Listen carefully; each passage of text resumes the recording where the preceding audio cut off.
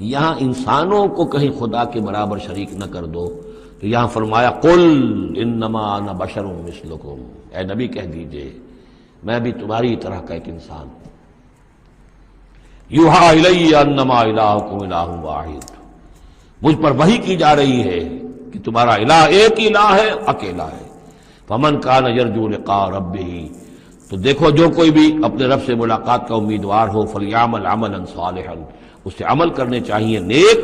ولا یشرک بعبادت ربہ احدا، اور اپنے رب کی عبادت میں کسی کو شریک نہیں کرنا چاہیے۔ عبادت خالص اللہ کی ہو، توحید عملی،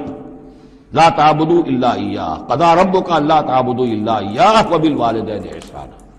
یہ کہ جیسے حضرت مسیح کو خدا بنا دیا یا فرشتوں کو خدا کی بیٹیاں بنا دیا، یا جیسے ہمارے ہاں بھی میں نے آپ کو وہ شعر سنایا تھا، وہی جو مستوی عرش تھا خدا ہو کر اتر پڑا وہ مدینے میں مستوی